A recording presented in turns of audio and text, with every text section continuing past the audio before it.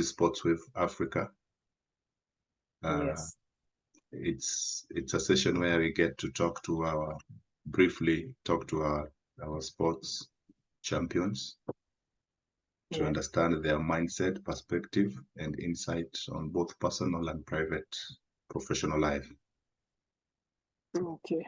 Yeah, so today we are glad to have you, Moim, professional volleyball player. Thank you. Also the captain of Malkia Strikers, the national team for Kenya. And also a member of the Athlete Commission in Kenya. Yes. And Mercy has played since her teenagehood with both national and club level, both at club and national level. Yeah. And I know you have won so many FIVB tournaments. And the most recent achievement was when you were captaining Kenyan team playing against Cameroon for the Olympic slot, which only went to the only African country, which is Kenya, to play at the 2024 Olympics. The first country to qualify for Olympic 2024. First country to qualify for Olympics in 2020. 2024. First African. Yeah. First African country to qualify for the first team. Okay. In the world, the first team to qualify. For 2024. Yeah, Olympics. Okay. So welcome, Mercy. And so probably I'll just be asking you questions. I want us to talk. It's not an interview, just to get to understand your perspective. And of course, how people can learn from you. Okay. Yes, yeah, you have a rich history in terms of being a national player, and of course, whatever you do in your private life. So this session is just to help, you give us some insights that can help other players to succeed, if not at the same level, but even more at a higher level than whatever you have achieved.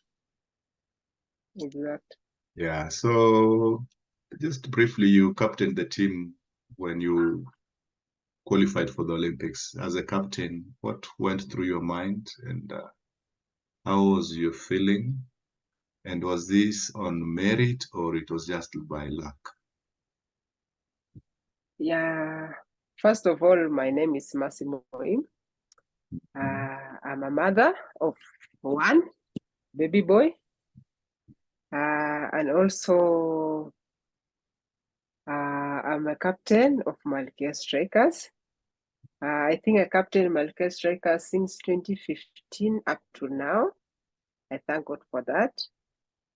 I think the question that you asked me is about the last game in Cameroon.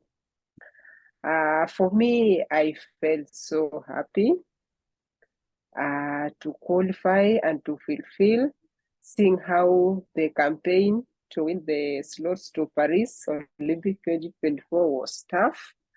As some, like most people watch the games, it was not like easy games. I can see from day one we play against Rwanda. The Rwanda was the best team, and then also we proceed like that. And then during the semifinals, we faced the host Cameroon at home. So I think for me it was about the hard work from my teammates, from the coaches, and I think we did our best. During the last whistle when we play against Egypt, I saw a miracle because I was the person who was going to serve the last ball, and then I had my fellow player who was outside telling me, "Moim, hiyo tu ikuwa tu moja na ikuwa ya mwisho. Then that thing ikanihit kabisa, ile my players au my fellow players wala wako nje wanataka tumalizie hii kitu, and we know the Arabic teams wanakwanga wanakwanga very tough. During like kucheza na Mwarabu ni ngumu, kushinda Mwarabu ni ngumu, but we thank God for that. So that word niambia Moim, utufanye tu ya mwisho, tunakuombea. Then I ask God, I've been fasting for like 3 to 4 days kushinda hii kikombe na kutake the team to the Olympic 2024. Please do it for me and do it for us. And then I served that ball, ikakusarimia net na ikaanguka the other side, na hapo jari nililala flat. Kaambia tu Mungu, thank you so much for answering my prayers. I understand that must have been very emotional, and Yeah. I'm glad that you're bringing in a spiritual aspect of athletes, or aspect of being complete as a human being. Yeah, most people don't realize that it's important that as much as you've trained physically, you still need some spiritual guidance or strength to be able to overcome your opponent. Yeah. So I understand how emotional that was, and everybody was very happy, and very happy for Kenya to qualify for that. It was a tough match. I know playing against the Arabs has always been a challenge. Probably how many times have you met Egypt in any final, or how many times have you encountered playing Egypt or any Arab country that has diminished your chances to progressing in any tournament or to qualifying for the Olympics before? I think so many times. I remember 2015 or 2016. We played Egypt at the semifinals. It was, I think ilikuwa Olympics bado. Then the referee was like hakuwa poa, alikuwa side Egypt kwa sababu obvious alikuwa Mwarabu. And then tukapoteza game na final tulikuwa nataka to meet Cameroon, na Cameroon tulikuwa tumewashinda kwa pool, umeona. So and then mimi ndio nilikuwa mbele, and then it end up maana ile teammate anasema ati kama hata ningejua singepatia Moim balls, umeona. That feeling haikuwa poa, ile ungesaidia team, but mimi nasema ni time ya God, but unapata teammate anasema hata ningejua singepatia Moim hizi mpira, ningepatia mtu fulani tungekuwa tumeshinda. So hiyo kitu ilikaa ndani yangu for some time. So when I see team ya Mwarabu tumbele, especially Egypt, I see a big enemy in front of me, so I have to work extra. Ama especially nisikie Egypt wako kwa championship fulani, I have to do extra because of your feeling walininyima kwenda Olympics. Yeah. So what do you think they do different from you? I think what these Arabic do, they have academies. So unapata most of the time we have like under 18, under 15. They normally go for World Championship, even the African Championship, compared to our country. Especially like now we have under 17. I think wako Morocco ama where. Wanacheza, but we don't have those like age nini hiyo miaka, umeona. Vitu mingi like nini tacticals wanaweza kwa sababu hao wameanza ukiwa wadogo. So mimi unanipata after high school ndio unakuja kujifunza sijui reception, sijui blocking, sijui covering. So hao watu walifunza ukiwa wadogo. So hizo ndio vitu wanatushindia. Okay. So they have a good pathway or development, athlete development structure that covers all ages, and then they get to learn the sport at an early age. But for Kenya or many African countries, other African countries, they only start playing the game when they are maybe 20 or even above 20, 18, from Mm. 18 and above. Yeah, after high school, that is after high school. What about coaching? Is there any difference between our coaches and their coaches in terms of coming up with tactics and technical issues to do with any game?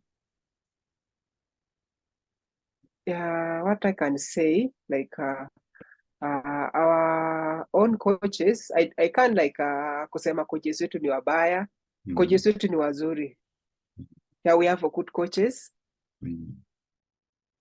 Ni ile exposure ndio hatuna, coaches wetu hawana.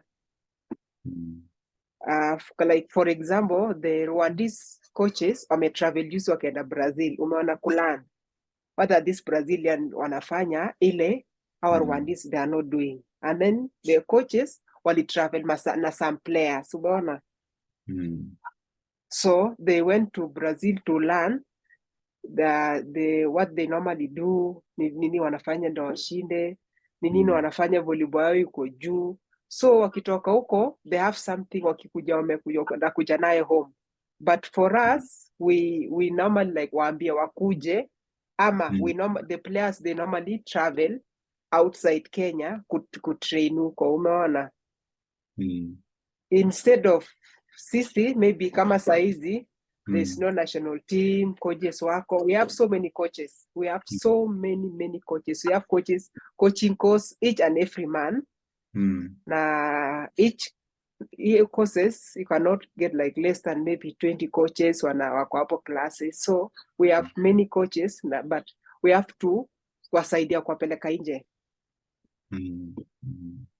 Yeah. So there's no that development pathway for the coaches. All coaches are the same. We go through the same courses repeatedly, but there's no way to maybe improve on your skills and standards of coaching by getting that exposure from other advanced either countries or coaches in volleyball.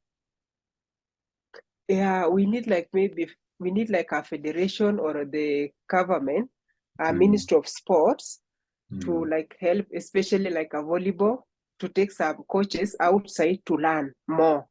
Umeona, wakilearn more ndio tutakuwa na hizi academies, umeona. So unapata mtoi ni 7 years ama 8 years, 7 years, 8, 10, 15. Kuna vile hiyo mtoi anataka na afunzwe, umeona. Wewe shike mtoi ufunze kama mimi.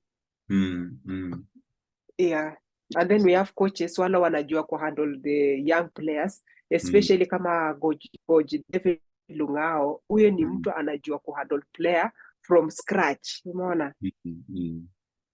Okay. So coach kama huyu tukipeleka somewhere huko nje, a learn from other coaches, atakuja na some skills, more skills than ile alikuwa nayo, umeona. So our coaching structure does not support development of our coaches. Ina support kabisa, but nimesema tu ile ku add some kidogo ni ile kama government or federation kusaidia. Kuna upcoming coaches, umeona. We have upcoming coaches wale wanaingia kwa teams, ama wale wanaingia kwa national team. They have to learn. Unajua kuna new skills zinakuja every year na skill yake. Yeah, especially kama sasa sisi wa Afrika mostly tulikuwa nasema sisi tuko na nguvu, umeona. Wakikwambia you have to go to a gym, kubeba weight, kufanya nini, unaambia hapana, mimi ukula ugali, mimi nilizaliwa niko strong. So but hizo vitu zote kila mtu ni strong, but you have to add kidogo ya fitness, kama kubeba gym kidogo, kuna kitu takusaidia. So vitu kama hizo ndio most of the time tulikuwa nasema mimi ni strong. So ukifika huko mtu anatakbira, unajiuliza huyu mtu anafanya nini, but tukikuwa na like more fitness places ndio itakuwa better. Yeah. Okay. So approaching it more on a scientific basis than just the physical and the natural way of doing things. Okay. Yeah. So in 2020 you played in Tokyo with the team. Yeah. Now that the team has qualified again, do you have any specific advice or strategy that you can advise the team to use as they prepare for 2024? Because you have now the experience, you can tell what happened, where you went wrong, where you did well, and so probably on what to improve on. Do you have any strategy that you can advise your team members to do so that you can perform better than last time, the coming Olympics? I think the things that we have to do early preparation. 2020 it was challenging, your story ya COVID. Tulikuwa na shida mingi sana. Most of the time ungepata we are 20 players, unapata maybe 7 they have COVID, so we have to be quarantined, all of us. Umeona? And then preparation it was not that good before Olympic 2020 because we are using only Kasarani. And you can see most of the time Kasarani is occupied kwa sababu unapata kuna events mingi. You can see politics iko hapo, church imekuja hapo, so you have to be like outside, umeona? So I think preparation, I think the one thing I can recommend to my senior in both coaches and federation plus the NOC is we request to get so many like friendly matches, and then early preparation for the team, and then also the friendly matches. If like the Malkia strikers, they can like train outside the country or in our country, and then we go for friendly matches, or to invite some teams from the Europe, America, ama Brazil. We have the friendly matches. I think it's going to help us and learn more before Paris 2024. Because for me, if you prepare mapema, the results itakuwa poa.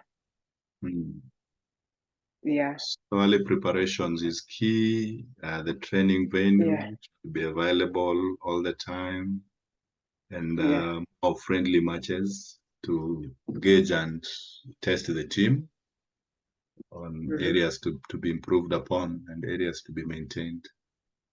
Okay. Yeah, exactly. Okay. So of course, COVID was a challenge, and that really impacted on so many people.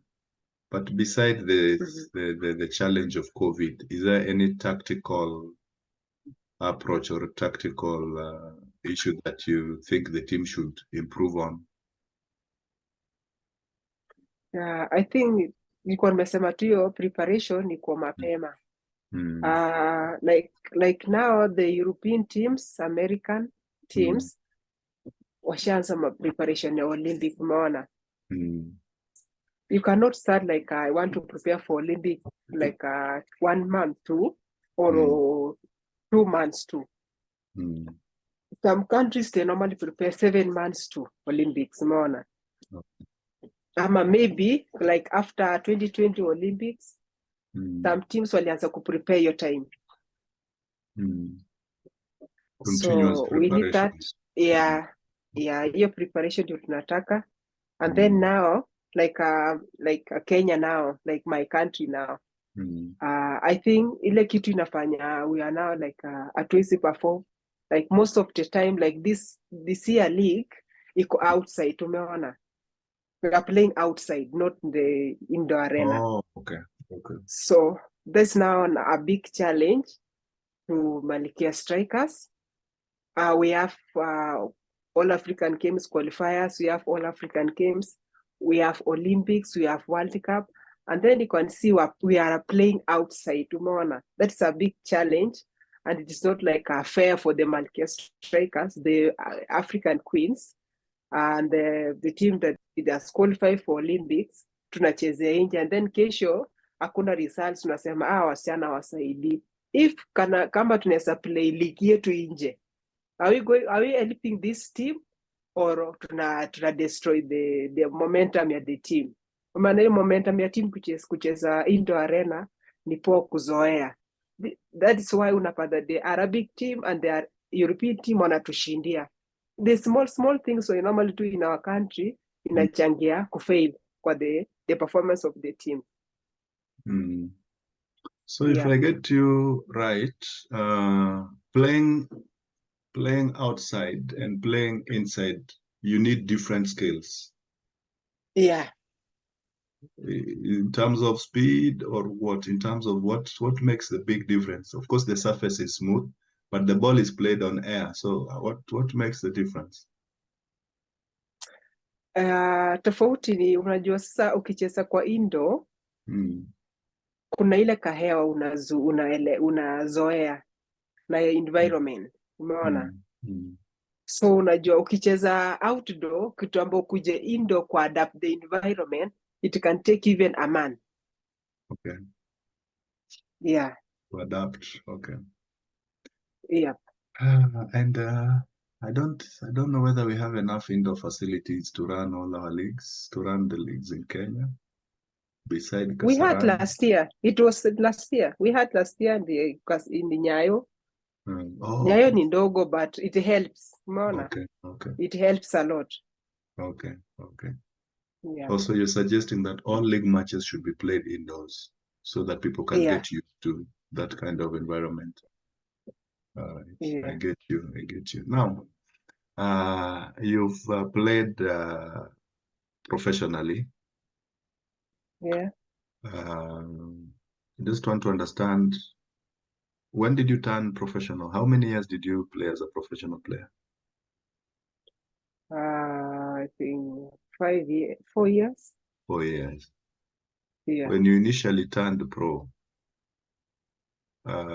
what shocked you in that professional environment where you got to meet people from different origins, maybe different food, different environment? What was the difference? What shocked you as Mercy, as you tried to settle in your new team? I think the first thing was the culture of the country, and also the weather. My first professional nilienda Finland. I think Finland is the coldest country in the world.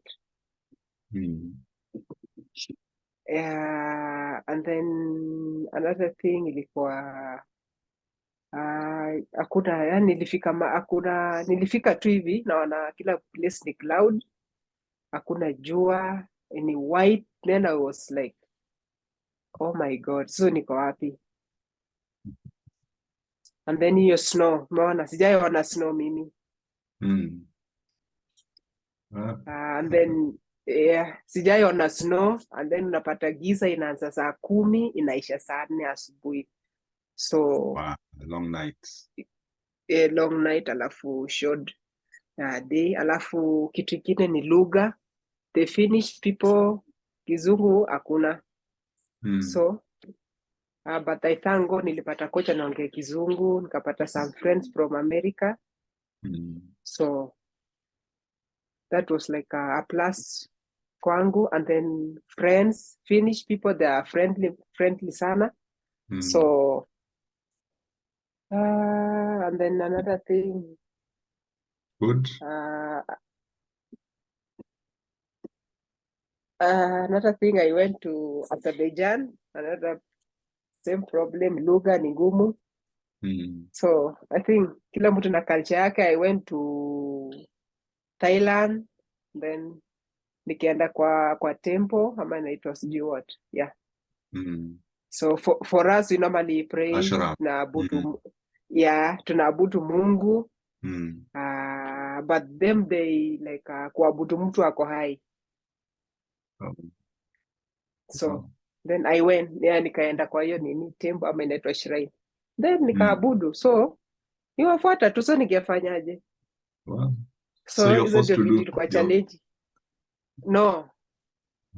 I was like, I have to like kujaribu ni nini wanaenda. Then I was like, maybe something too, ni sanamu tu, but it was a human being. But wow. yeah, so yeah. So for 4 years, you had to fight all these things. And do you have, now you're back playing in the country, do you have any urge to go back as a professional player? Ati? Now you're back here in the country playing local leagues. Yeah. Do you have any intention to go professional again? Yeah, I have so many teams. Okay. They're asking me to go and play. Then because now I'm a professional player in Kenya, I play the KCB volleyball team. It's a big team, a professional team. Okay. Yeah, KCB is a big team. Okay. So I have a contract with the KCB, so I cannot terminate my contract and go outside. So because I respect the KCB, I respect the bank so much kwa sababu najua most the clubs during the COVID wali terminate contract ya players, wakavunja team, wakafanya nini, but for the KCB volleyball team and the KCB family, I want to thank them so much for standing with us and making sure that kila mtu amepata salary yake, being in training all the time ya COVID nini, kuna kutembea, kuna kufanya nini, that they are paying us. So I cannot terminate my contract. I have to respect the KCB the way wali to respect na wakasimama na sisi. Yeah. So maybe after the contract I can see. So it's not money that is motivating you, but you have your conscience and your values to protect, which is very good. Yeah. And I know the highest leagues in volleyball are in Italy, Brazil, and Germany. Has any of the clubs in those countries contacted you? And if not, is there anything that you are doing to have yourself play in those top volleyball leagues in the world? Yeah, I have some, but I cannot say from where. I think every month, or in a month, I can pata two to three teams. But ile kitu nawaambia tu, I have to finish my contract KCB. Kama sita renew contract and songa mbele. So that's why nilikuambia I respect KCB so much. Okay, that sounds very Yeah. very, very good and ethical. Some people don't respect people who've done good to them. Just look at the monetary value in whatever they are looking at or what they're going for. Now, if I may ask again, you are 6'2" or 6'1"? 6'1". What's your height? 6'1". Now, beside your height, I know height is a key skill, a key valuable component of playing volleyball. Beside your height, what any other skill do you have that any team that enlists you, you can assure them that you'll get this beside my height?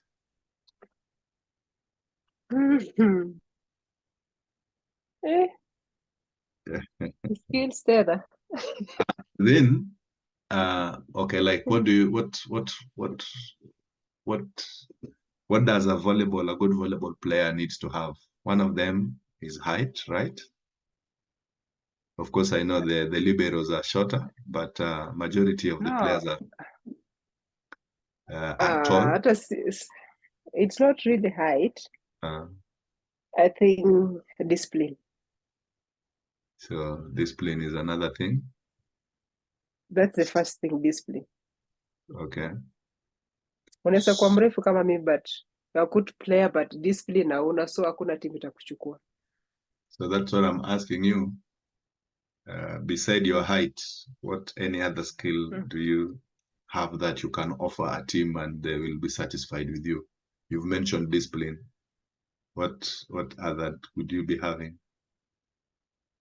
Yeah, discipline, hard work, And then utakana uko tu ile 100% wewe. Then also ile teamwork, kuwa fast learner. Sababu nilikuwa nasema you can go to some country they don't speak English or Kiswahili. So some unaweza ona tu na macho. They can talk their language but kuna ingine tu unashikanisha tu. Okay.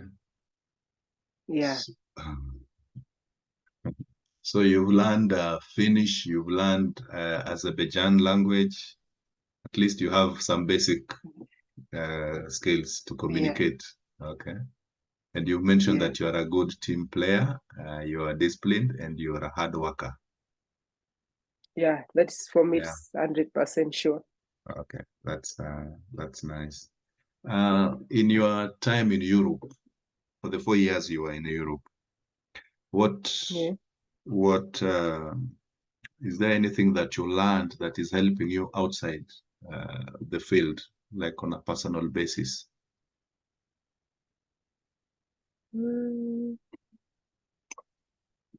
Hey.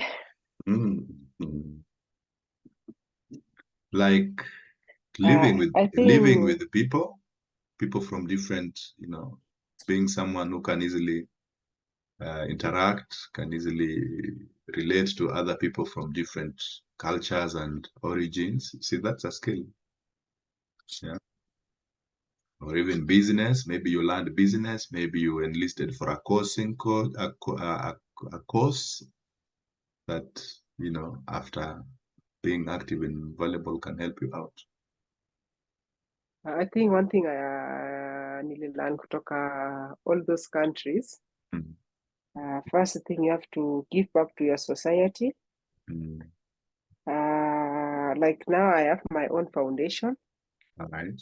I want to there's kuna some I learned from Maseta in Finland.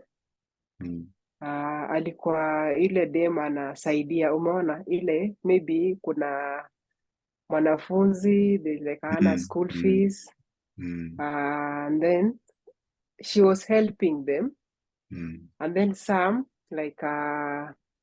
unapata kama some football players they normally give back to their society, kupeleka some players shule, kuja kama hospitali. For me sina yodo, umeona ile nasesa sema nijenge hospitali ama nifanye nini, but nikasema I have to have my own foundation. Maybe before even I retire, maybe I can talk to some schools to help some students wale wanacheza volleyball to kusoma na scholarship like mimi nilitumia scholarship, sikulipa any school fees.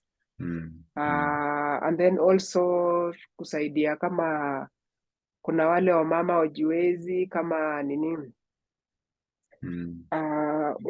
wamama ushago hawana maybe food, umeenda a shule, like now our primary school can see our kids now wakiwa hata primary school, unapata mtu yeye amekuwa mkubwa, so you have to kuongea na wao vile life inakuwa. So hizo ndio vitu nililearn kutoka huko, kwa sababu during our free days tulikuwa naenda mashule, tunaongea na watu tuna encourage about volleyball, about shule.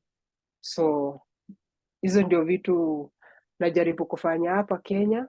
And then we have some schools now like Kesogon, and then Kwanzanze, and then Soweto. I went to Soweto 3 weeks ago.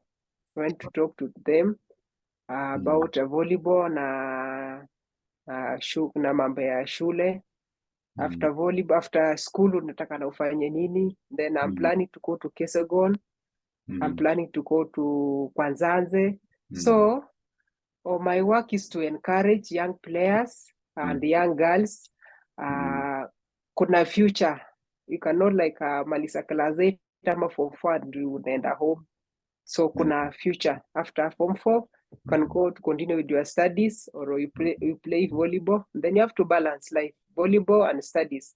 50-50, then you could be somewhere. Okay. So giving back is something you picked up, you learned while playing professionally.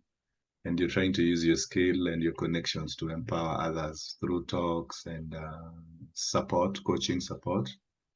And also, you said you also pay some school fees and buy food. That's very nice. That's fulfilling. That's fulfilling. Not everything is. I get to understand. I'm getting something coming out of you, which is very profound. That not everything is financial.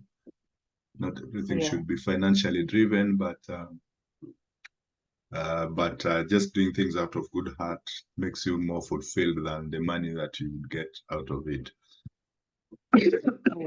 Yeah. So now you're playing for KCB, and you have clubs trying to get hold of you to go play for them. And of course, there are these big leagues. In basketball, they have the NBA. In volleyball, we have teams in Brazil and Germany and Italy. So what I want to ask is, do you have any specific plan in place, that you are following that will take you or will propel you to that level where you can now play at the top, at the top volleyball leagues around the world? I think for me, I've already played. Because when I was in Azerbaijan, mi nilicheza Champions League. So I think I played everything. Mi nilicheza Champions League. Okay. Yeah. Okay. So you've tested that level of competition and mastered some skills that are helping you now. Okay. That's nice. I think that's ile skills nimelearn from outside ndio imenisaidia these 17 years nimekuwa kwa industry. Yeah. Okay. You are a team captain and you're also a member of the youth commission. What are some of the challenges you face as a team captain, and is there any experience that you faced that you would not like to forget while performing your role as a team captain? Yeah, I think being a captain, it's like a mother, umeona, or a father. So you have to face so many challenges from the players, from like a technical bench, from outsiders, from all corners, umeona. So ni wewe tu vile utachukua hizo challenges, especially kama the team especially kama nao team ya wasichana. It is so challenging kudeal na wasichana sio msichana, kudeal na wasichana. Unapata kuna the junior players na kuna the senior players na kuna wala wako middle. So you have to talk to the junior players, the middle players, and also the senior players. And then wasichana, mtu anakuja leo ako sawa, kesho ako na moods. So vile atakuja ndio utamhandle, umeona. Hautakuja tu asubuhi una nini tu unaongea tu na nini, na unaona msichana vile amekuja, vile player amekuja, you have to fanya nini kuchukua vilako. So most of the time kuna ile challenges kama hizo za mood swing, mtu ako na masiku zake, so kila mtu ako na wengine ni mothers, wengine ni wives, so kuna stress ya nyumba, then kuna stress ya coach, kuna stress ya teammates. So what I normally do, for me, what I believe in ni prayers, umeona. Yeah, I pray for my teammates. I pray for them so much. I fast even because of my team. So I normally fast for my team, and first thing I normally do in the morning, maybe sometimes something can niamusha kitu saa 9 ama saa 10, then give me like, you have to pray for your team, you have to pray for the technical bench, you have to pray for this, you have to pray for this. So I think ile kitu imefanya nikakuwa strong, then nikakuwa na team, nimekuwa tu a very strong captain. Ni ile prayers, umeona. It's like a church. If your pastor he or she is not a prayerful pastor, church Mm. itaanguka. Okay. But if you are a prayerful pastor, church itasimama na utakuwa na kanisa. But kama utakuwa prayerful, utakuwa na kanisa. But one thing I normally believe in prayers. Okay. Yeah. So prayer challenges keeps... inakwanga, but if you put prayers in, ina keep shida mingi mbali sana. Yeah. All right. So praying daily and praying all the time helps you keep motivated and to face all the challenges that you encounter as a team captain. Okay. Yeah. All right. That's good. Yeah. And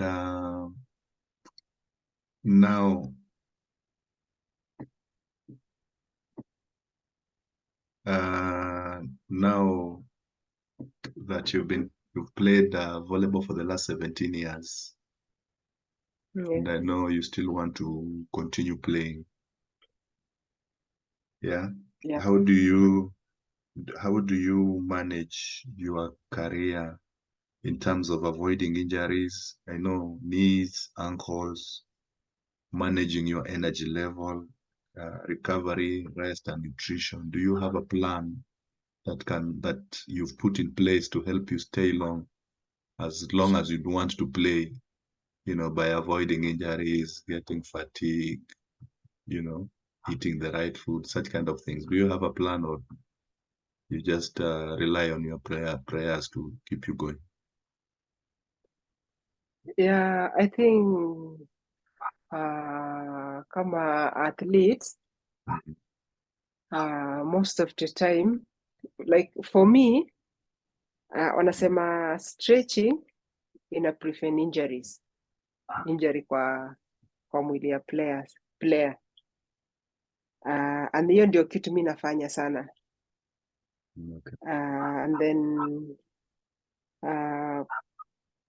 kitu ingine ni kwenda massage. Even before massage or before stretching, use a proper shoe. Umeona? Okay. Yeah, most of the time sisi tunavaa tu kiatu yoyote, tunatumia nini time ya game ama time ya mazoezi.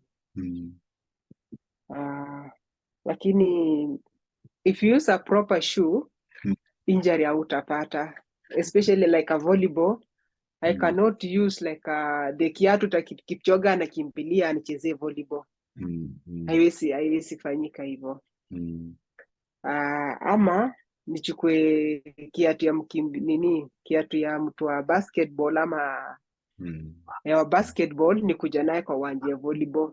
That's your injury. And then another thing nimesema ni stretching.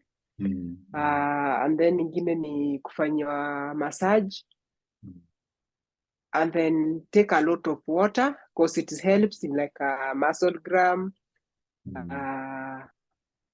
Vitu kama hizo, alafu you have to eat healthy food. You cannot like eat kila kitu.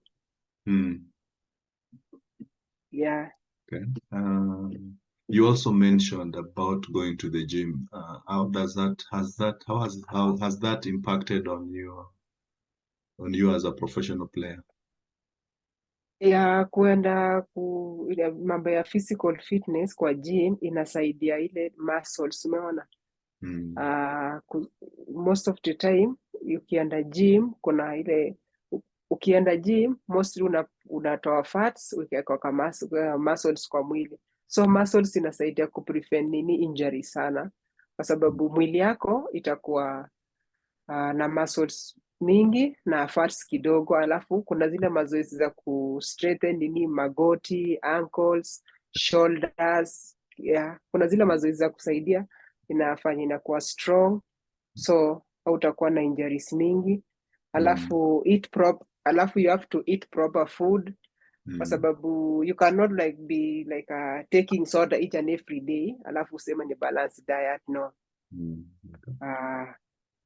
Okay. Yeah, so I get you. Those are very key components or key issues that an athlete should be observing for them to stay long in the sport, preventing injuries, recovery, diet, rest, and all that. One thing that most people have not known, yes, they go to the gym, but they do not know what kind of exercises in terms of repetitions and sets to do during the season and off season. I know people just want to go to the gym sometimes, but they do not know that when during off season, you need to have a different Workout. kind of workouts, and during in competition, you need to have a different set of workout. But I'm glad you, as a professional player, you keep physical fitness and gym weights workout as a priority in your program. Now, another thing, as a professional, do you study your opponents? And when you study them, what do you look at? Yeah, I think we normally study our opponents because we have to look, especially their strong point, and then the pattern, the pattern ile wanatumia, alafu the weak point. Okay. So tukicapitalize hizo vitu, strong point, the pattern, alafu the weak point, so tutakuwa tumemaliza hiyo team. So what are some of the weak points that you would notice in a team and the strong points? It depends with the team. Maybe you can find a team, they have strong services, and then maybe they have the backcourt it's strong, or the front court is strong. So we have to tumia our setter to display the balls, so that tumie quick balls, then we display their their blocks, especially kama blocks iko strong. So we have to change our tactics, like attack kama setting ikuwa faster before the center player move, setter wetu atakuwa amepeana ball na imeatakiwa. And then kama the opponent wako na strong services, we have to work on our reception, like 90% we have to work on our reception before commit your team. Okay. Yeah, and then if they are weak in reception, and then they are also maybe they are weak in front court cover, so we have to work on our services. So we go kama wako na backcourt weak, we have to serve tough services and on the target, kwa target set una serve too. And then when they have weak players, like they cannot receive very well, we have to focus for your player. In volleyball, we have position 1, position 2, up to position 6. So if that player is in position 1, so we have to kufanya mazoezi ya kuserve position 1. Kama ako position 6, you have to kufanya mazoezi. So ile position atakuwa, we have to tafuta that player tumtoe kwa game kwanza. And then also if they have a good player, outside hitter, good outside hitter player, and then tunajua anasumbua, so we have to serve to that player mpaka achoke. Akichoka destroy the pattern of the team. Okay. Yeah. Okay. All right. Now, during your last match with Egypt, what was their weakness that you guys exploited and overcame them? No, we first destroyed their strong point. Tuliserve kwa their key player. Yeah, and then tukamtoa the key player, and then Egypt, their strong point is services. And then we work on our services. And then tukajua they have the strong services, and then our technical bench walitufanyia ile service reception. And then vile tulimit Egypt, tukaona kila kitu ni rahisi. Okay. That's in Mwarabu's game, their strong point is services. Okay. So you worked on your reception? Yeah, we work on our reception. Okay. But now, if you study one player and then at the Yes. game, at the day of the game or the match, they are not there, does that disrupt your plan? Yeah.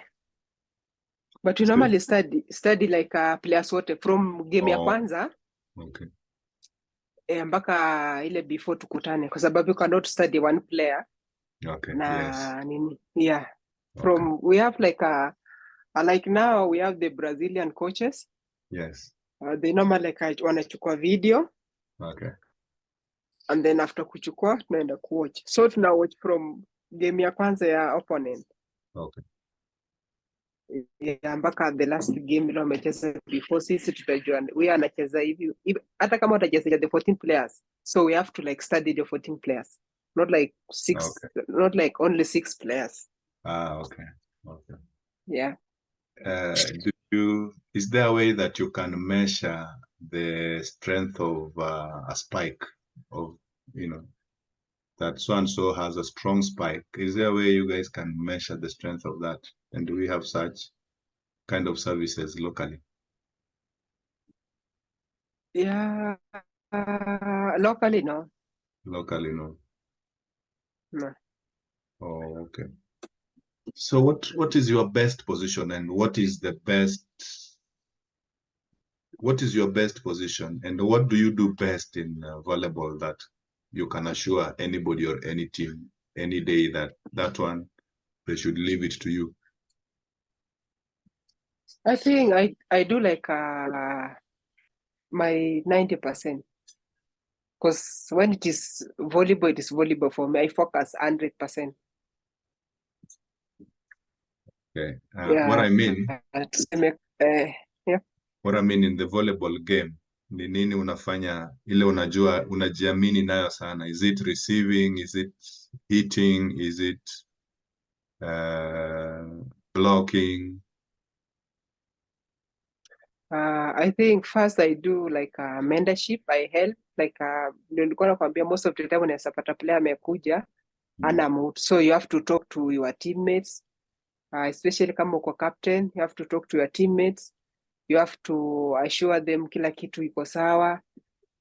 Kama tuna face a small team or a strong team, first I normally believe in my teammates. I believe in myself.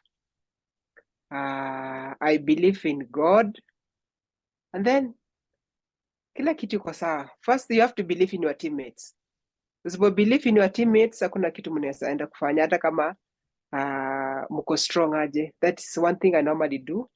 And then tukienda kwa uwanja, I know I have strong players like I have Chumba, I have Veronica, I have like Edith, I have Atuka, I have Lauren, I have the setters, Emma, Magoi, I have Esther.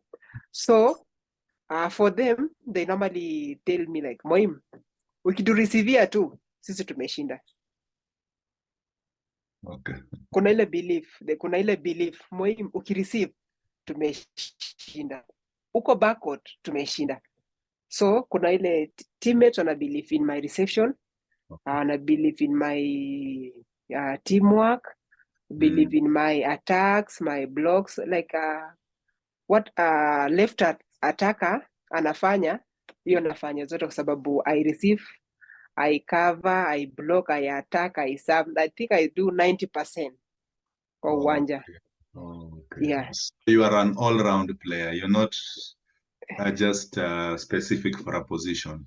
You're an all-round player. You can play in any position. Yeah, but kuna position zingine kama settings siwezi set. Oh. Yeah, unajua kila mtu kuna positions. Okay. We have positions. So like me, I cannot play immaculate position. That's a setter. Oh, setter. So kuna setter ya kusetia watu mpira. And then we have centers. And then we have right attackers. Right attacker na left, you can switch positions. And then we have libero. Libero nila anafaa uniform tofauti. So kila mtu ako na kazi yake. I've always thought the libero is the setter. No, Oh, setter is a different person. So what is the work of the yes. libero? The libero, kama especially kama centers, kuna position inaitwa center. We call them the special people. Kwa sababu wasicheza backcourt, umeona? And then libero ni mtu ametrainiwa story ya backcourt. So kuna positions. Okay. Yeah. But you've mentioned something very critical in any team. Leadership is key. If there's no leadership and there's no teamwork and that belief and support, then the team cannot perform well, even if you have the best players. What I've learned to discover in team sports is that you have to always support each other. You always have to believe in each other. You always have to transfer your energy to that one person who probably might not be at his best or our best. It's a study. And then also trust your teammates. Yeah. It's a study that has been done, that that trust, that support, the high fives, the face bumps, the pat in the back, are really helpful. So I'm happy that that's what you provide to the team mostly. Encourage others to do the same. Now we are about to end. Maybe one or two more questions. In your career, you have worked with many coaches at different levels. Is there any single advice you can give to coaches handling young or amateur athletes, especially in Kenya, that you believe can make a difference in these athletes' careers? I think one thing, to understand a player, because we have the fast learners and we have the slow learners. So the coaches, they have to be patient. So be the players. And then we have players, some players that are indisciplined, others are disciplined, others are silent, others are talkative. So you have to understand your players. Huyu player huyu ako hivi, and then kuna sometimes ya jokes. Kuna hii player nikifanya hii jokes si poa na hii player, si same na ya huyu player. So what I can urge coaches to understand players na treat players equal, unaona? Cause ikiwa na amateurs unapata not all coaches, some coaches they can take some players like they are special than others. And then hiyo kitu ndio inaleta nini ya mkawanyiko kwa team. And then also kwa players wenyewe, then kwa management, sababu when I saw like nikikuona wewe unapendelewa na coach kuliko mimi, so I can hate you, kukuchukia. And then kuna ile a coach can tell a player we ni better than someone, umeona? And then hata kama hao players wote wako age mates, mwingine hata respect mwenzako kwa sababu coach alimwambia you are better than me. So they have to treat all players equal na understand na kwa their mentors, kwa their mothers or fathers. So napata player akikuwa na mtu ana mentor na mtu anamu-understand akiwa na shida, kumu-understand itakuwa better kwa sababu most of the nowadays the junior players, the amateur players, they are coming, at least the wala wana come. Kuna hii generation yao, it needs patience kabisa. This generation need patience kwa sababu ni generation iko na speed. So we need a good mentors takata. Kama ni ladies, kama ni wasichana, I think they need like ladies coaches and maybe mwanaume. But most of the time for us, we normally like work at the men, wanaume wakuwa na the amateurs most of the time. So mimi ningeomba tu nini hiyo kubalance gender most of the time, ndio sababu a lady can understand na msichana shida ya msichana, everything like a mother, kwa sababu most of us we have girls at home or the small boys at home, we understand more than the men, kwa sababu I can say that kwa sababu most of the time these wamama tunakaa na watoi tunawaelewa vizuri kuliko their fathers.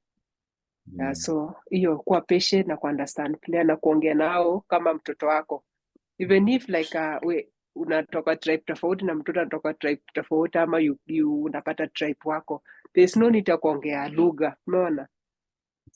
Ukifika mahali amateurs wako just talk same language, kama ni Kiswahili Kiswahili, si English ni English. Hiyo ndio italeta nini ile teamwork na kuwa na team poa.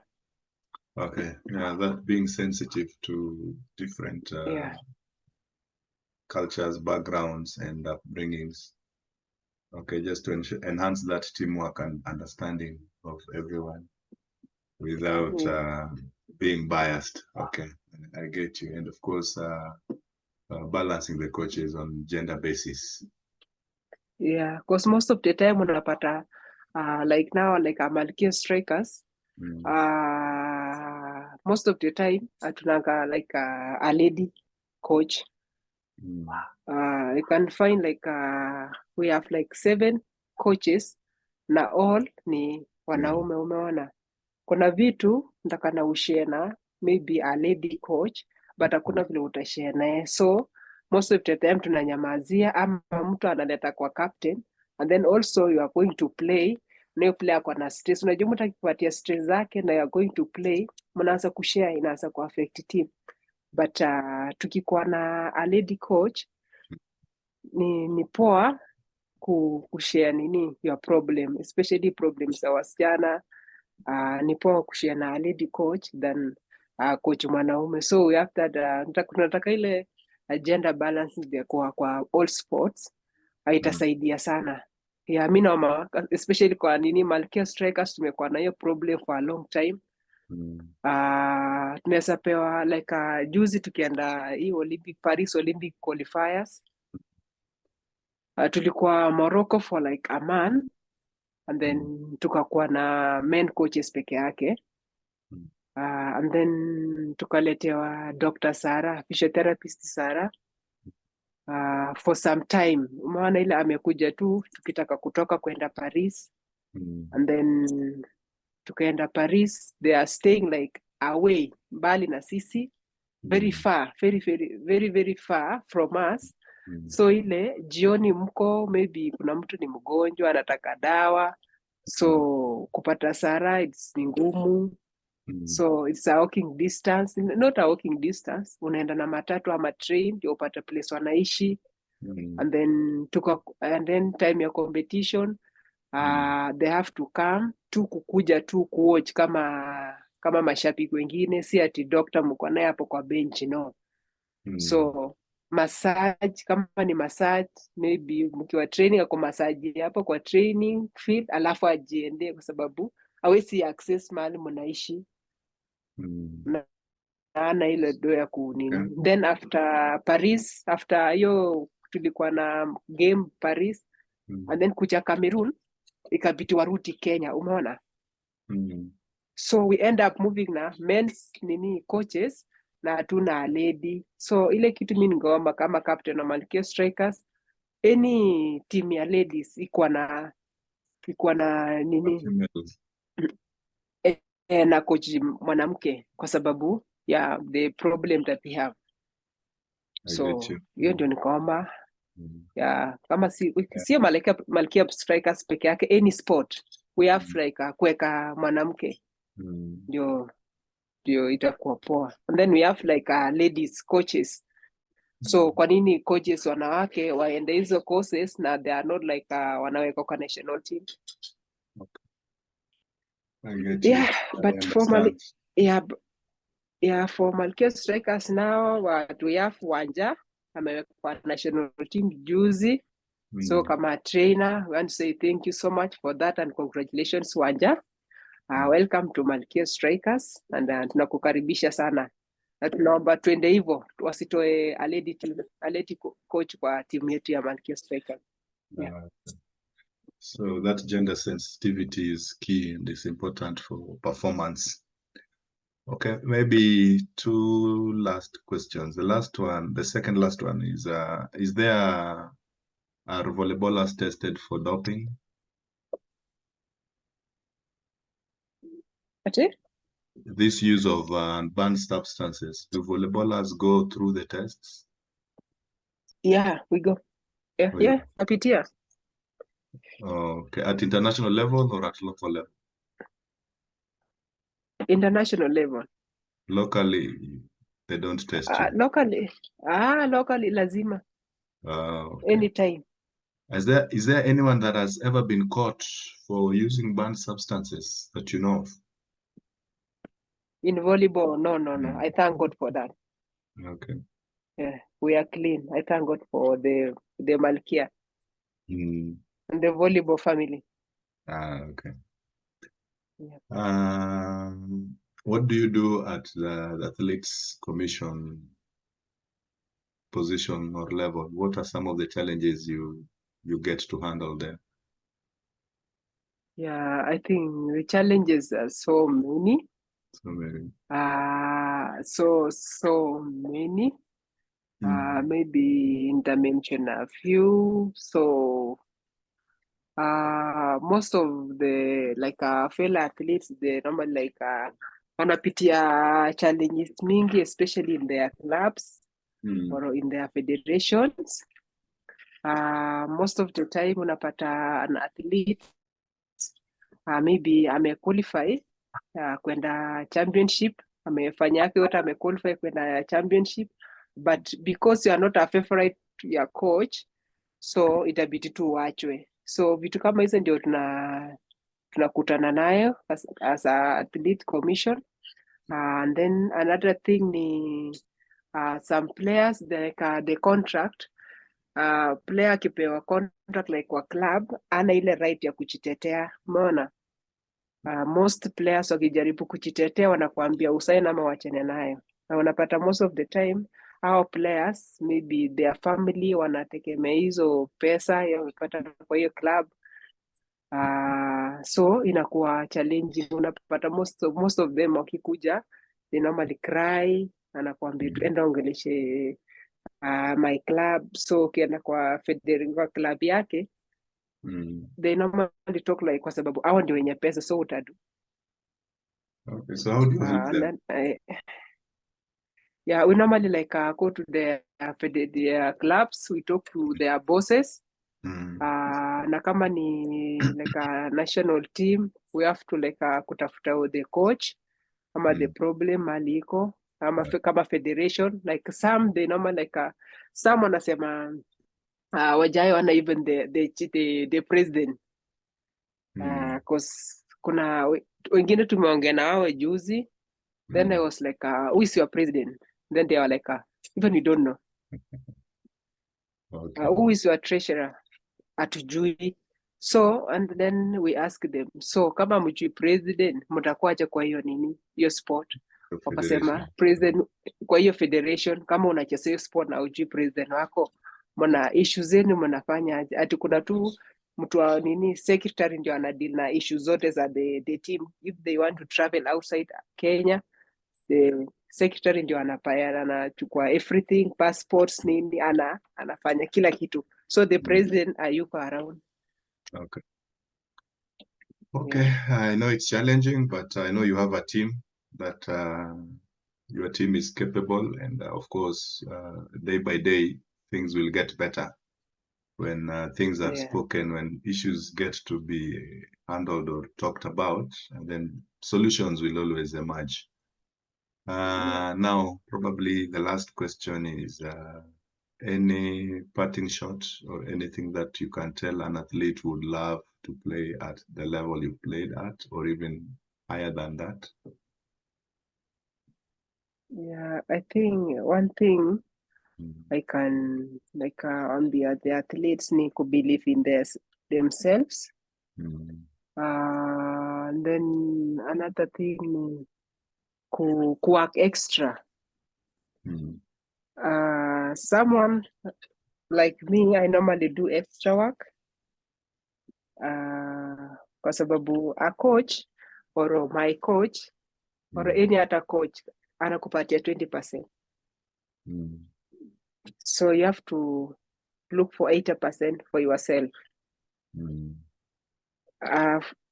For me, I normally wake up at maybe 4 or 5 in the morning. I do my extra work before niende kuface the national team mazoezi ama the club mazoezi. Yeah. Ama kama ni club mazoezi, I normally enda mapema. I do my gym for like an hour before my teammates umeona wakuje, or jioni after useme asubuhi tumefanya zoezi tumemaliza saa 8, I normally naenda home and then nakuja gym jioni maybe kitu 5 to 6 ama 6 to 7 I do my extra then nikuje home. So nikifika kesho hautanipata the same level, nime advance kidogo. So each and every day as some they are asking me, umekuwa senior player for so many years, you are so fast and you are still playing volleyball and your age mates retire.